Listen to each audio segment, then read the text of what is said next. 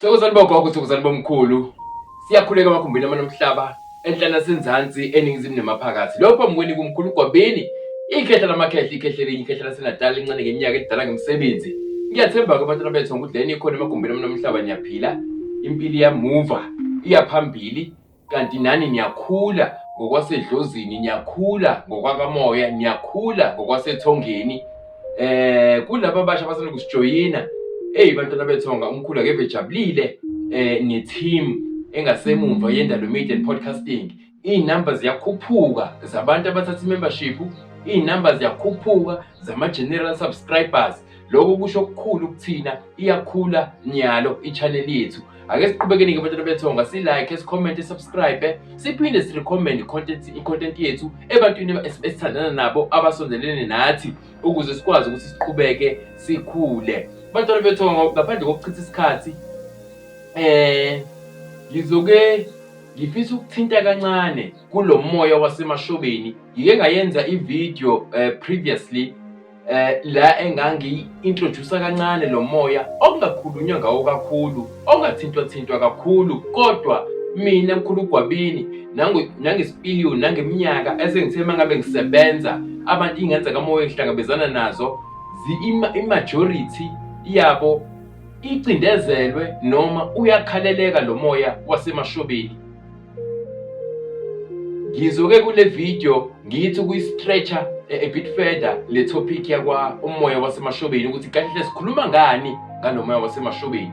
Siyazi-ke masithakazela, kukhona isithakazelo esiyake izibongo eziyaze zifakwe uma ngabe sithakazela inkosi yethu uMisuzulu, ukuthi owasemashobeni. Akugcini-ke emashobeni ngokuba igama lendawo noma isithakazelo, kepha kuhamba kuhambe ngokosiko lwakamoya, uphinde lo moya ube umoya ophilayo, njengomndiki, njengomndawe, njengomnono, etc.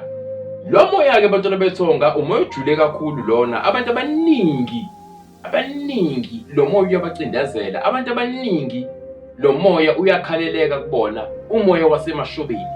Ngicela siyibambeke le, ngoba cishe okokuqala ngqa umkhulu ezongena kuma-details ngomoya wasemashobeni.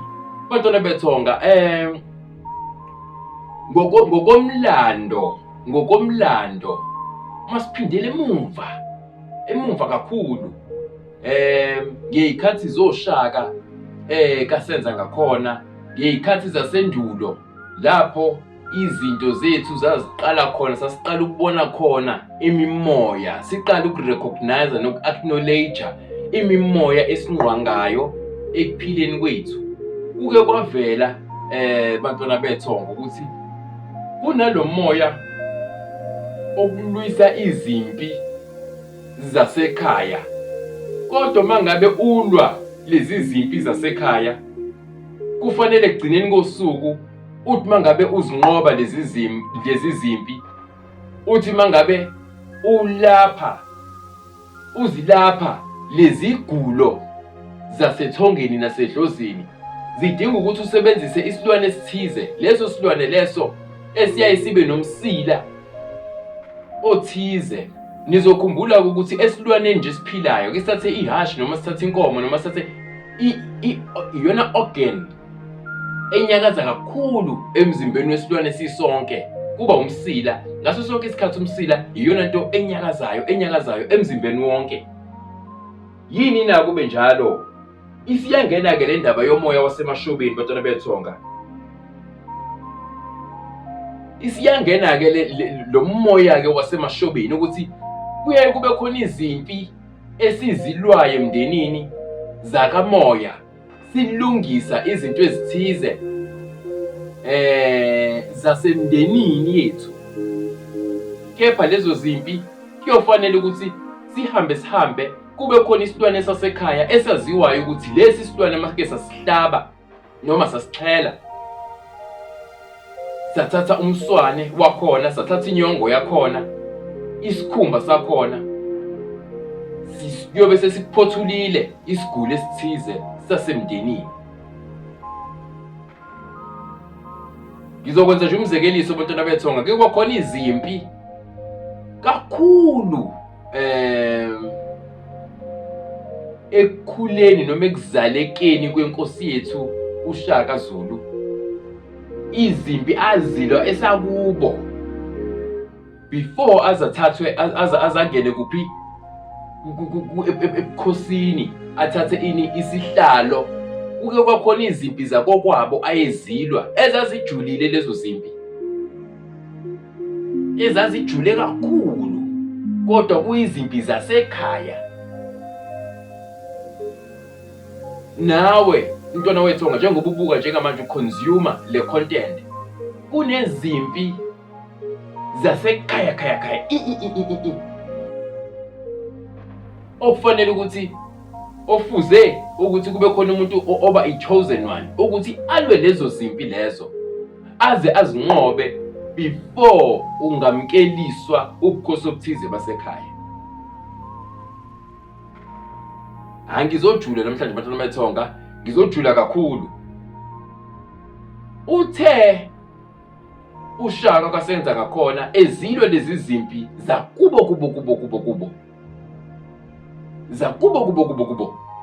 Bekuba khona isikhathi lapho ezoxhela khona noma ezosacrifice khona uhlobo oluthize lesilwane ukuzama ukukhombisa ukuthi useyigqibile indima ethize kulezi zimpi abhekene nazo zakubo.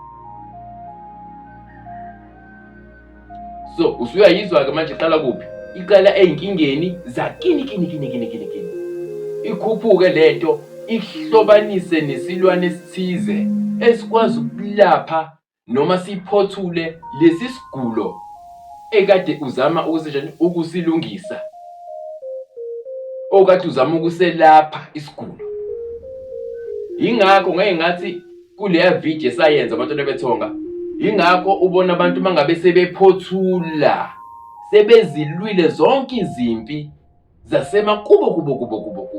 Lezi zimpi zokuqala lezo phuma nazo esibelethweni sikamama okuzalayo, lezo phuma nje ukuthi wahamba uyolwa lezi zimpi wena kuqala before ungaphila impilo yakho noma before singakwabela ngobukhosi basemndenini. Neliswayo abanye abantu abelaphayo ikakhulukazi mhlawumbe bengoma bezolapha bahambe ngezigaba zabo bakhule kuze kufike esigabeni la sekufanele khona ezinjani athole ishoba elisignifyayo noma elikhombisayo ukuthi sengilwile impi yakokwethu, sengilaphile idlozi netho lakokwethu, sengizigcinile imfanelo zakokwethu. Nanti-ke ishoba umoya lo yomkhulu kakhulu bantwana bethonga ojule ngendlela esimanga. Lo moya-ke into eyenza ukuthi ngikhulume ngawo, ngiwu-introduce, ngizoba nawo amanye amavidiyo esizowenza bantwana bethonga ngokuqhubeka nje nganda kulo moya. Ingoba kunabantwana njengamanje ababukayo abaconsumer le content. Uma ngabe ufika kaMkhulu Gwabini sizolapha isigulo esithize, kukhona igulo uMkhulu Gwabini azaziyo ukuthi hayi man, yabona-ke lesi sigulo noma le mpi abhekene nayo ile mpi yasekhaya, ile mpi yasekhaya ekudinga ekuphoqa ukuthi uyilwe le mpi, uyilwe ebese usebenzisa isilwane esithize uphothule leso sigulo, unqobe leyo mpi, ulungise lokho kukhalelekayo, kodwa ngesilwane sizoba nomsila. Lokho-ke sekukhomba umoya wasemashobeni-ke loyo. Sikhuluma ngomoya wasemashobeni ukuthi umuntu ulungisa umoya wasemashobeni. Njengoba sazi iy'bongo ngokuhlukana kwazo, khona iy'bongo ezithi bazenza umcimbi othize kuxhelwe igusha, kukhona iy'bongo ezithi bazenza umcimbi othize kusetshenziswa isimo sembuzi, kukhona ilokhu njani ezithi bazenza umcimbi othize kusetshenziswe noma yiluphi ihlobo lesilwane esihamba ngenyawo eziwu-4 kodwa esizoba nomsila. Lo msila kumkhulu ophinde ube yishoba.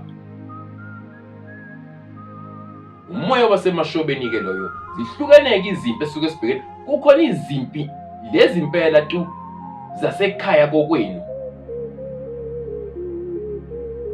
ongeke uzuzilaphe ngenye indlela ngaphandle kokuthi ekugcineni usebenzise isilwane esithize okukhombisa ukuthi sengiphothulile sengiqedile lempi yasekhaya ebengiyenza.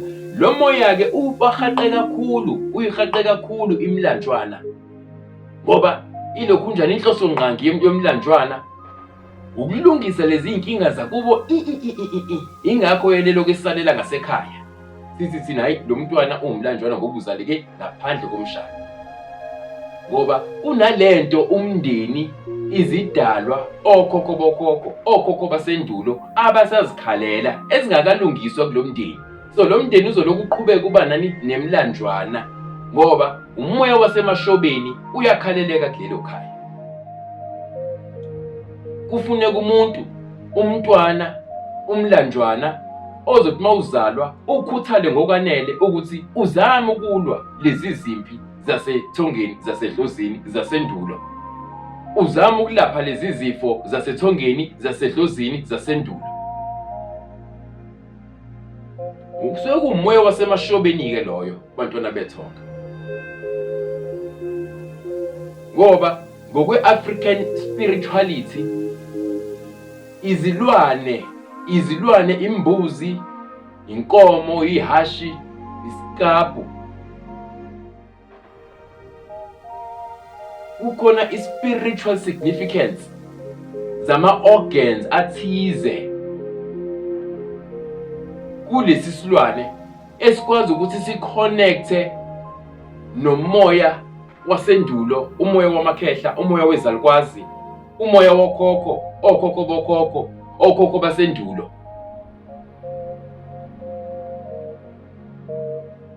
Lesi silwane kusuke kufanele kube isilwane esinomsila, esineshoba. Umoya wasemashobeni-ke loyo. Sebeke bafika babambalwa impela abantwana bethonga befika la bezocela usizo. Ngisheshe ngi-identify kubona ukuthi hayi wena uma uke wathatha enye route izokulahlisa, awuqale ulwe lezi zimpi zasekhaya eziqondene nawe ngqo. Ulungise umoya, isimo somoya wasemashobeni wasemndenini wakho. So kuloyo moya kusuke sekudlala i-relationship yohlobo lezigulo. Umntwana wethu angafika nazo kumkhulu Gwabini, yinkinga ezimhaqile ngaleso sikhathi. Kumele siphindele emuva-ke sibheke ukuthi endulo babeyiphothula ngasiphi isigulo, ngasiphi isilwane lolu hlobo lesigulo kokwabo. Sesibuye laphi isemashobeni. Ishoba angithi siphuma kwisilwane. Isiphi isilwane ekhaya esasikwazi ukuthi silaphe lesi sigulo, esasikwazi ukuthi sihlambulule lamahlazo? Ngokwesigaba-ke zazi izigulo namahlazo asemindenini esiphuma kuyona. Umoya wasemashobeni kakhulu unqwanga imilanjwana, ngoba imilanjwana impi yokuqala bayilwayo. Imilanjwana nje ozele, impi yokuqala ozelwe, impi yokuqala angena kuyona uma ifika nje emhlabeni izimpi zasekhaya zasemndenini. Ingakho kaningi imilanjwana ibona abantu abahlaselwa kakhulu emndenini, behlaselwa abantu abasaphila, amalungu omndeni asaphila. Ngobani? Umbethwe umoya wasemashobeni ekufanele ukuthi awulungiselele. Imilanjwana eminingi kaningi, njengoba ngithi mina impi yokuqala umlanjwana abhekana nayo eyasekhaya ngaphakathi emndenini nje, efika nje zalwa. Umlanjwana kancane ahlala akhule nje ekhaya. Abaningi bayaphuma bayoqasha ngoba kuyashisa ekhaya. Akawulungisile umoya wasemashobeni, uyasindelwa akazi futhi ukuthi unani kufanele ulungise umoya wasemashobeni. Imilanjwana kaningi uyizothi ethi useqashile esamncane, uzothiwa akahlali kahle hle kubo, uhlala uhambe ehlala. Umlanjwana, inkinga zomlanjwana leza, zona inkinga zengane esemshadweni ezomlanjwana nje. Akahlali kuba isikhathi eside, ufika ahlale kancane, bamvukele abakhona, kube ngathi thina ngakhishwa. Ahamba ayozibonela ukuthi wenze njani. Lanjwana-ke loyo. Uyaqasha, uhambe ehlala. Uma nalezo zimpi nje zoku-attack-wa kodwa ikakhulukazi ezisuka ngaphakathi ekhaya. Umlanjwana uhlaselwa kakhulu igazi lakhe kunokuthi ahlaselwe abantu bangaphandle. Imlanjwana iyathandeka ngaphandle, kodwa iyagxekeka, iyazondwa, iyavukelwa ngaphakathi edlozini, ngaphakathi ekhaya, ebaleni. Kodwa ngaphandle inogazi olumangazayo imlanjwana, inogazi olumangalisayo and iyasizwa left, right and center, kodwa ekhaya ayilitholi lolu sizo lolu. Umoya wasemashobeni loyo suke kufuneka u-addresswe ngamakhamba athize, ngezikambe ezithize. Ngike ngakhuluma ngokhamba lwakamkhulu, ukhamba nje lomlanjwane olulokhunjayo, luhlambululayo, luhlunge lo moya wasemashobeni ukuthi kahle hle konakala kuphi.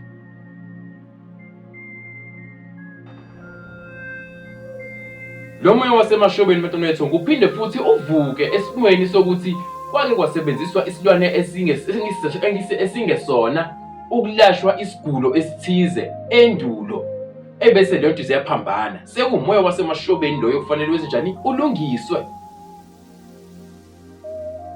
Njengoba ngishilo bantwana bethu, ngithe ngizowenza lama video kuzoba yi-series. Nimxolele umkhulu kuyaqhamuka buyangaqhamuki. Kunalama lokhunjana esiwashuthayo kulezi insuku. Ama-series alabantu abama-members only.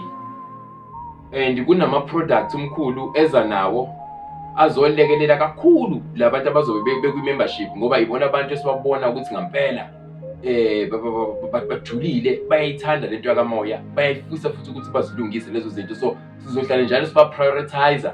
Ngokunjalo umkhulu uhlala eyishiya WhatsApp line yakhe, sixoxe, sihlaziye amaphupho. Abantu engiba-prioritizayo yilaba vele abama-members kwi-channel, abakhokha i-monthly subscription kwi-channel. Njengoba shilo ukuthi ama-options mabili, kune option ya 79 rand, kube khona i-option ya 179 rand ngenyanga. Ayilabo bantu-ke engiba-prioritizayo. Uma ubone engathi ngiyadileka ukuphendula into zakho, ingoba kukhona abantu abama-members e-channel ekufanele ngiqale ngampela ngabo, ngenza ukulungiswa, ngiqale ngabo. Nalaba akasebeke beza nje kamkhulu, noma bengewona ama-members e-channel, nalaba kodwa abaziy'guli zakamkhulu, ngiyaba-prioritizer-ke labo. Bantwana bethu, ngakonke enifisela kona, nazi ukuthi umkhulu uhlale njalo enikhulekela ngey'nsuku nangezikhathi akakhuphukele ngazo intabena yokukhuleka. So okumhlophe bantwana bethonga leni khona emagumbini amanomhlaba. Sophinde sibona ku-episode elandelayo. Camagu ndawuwe.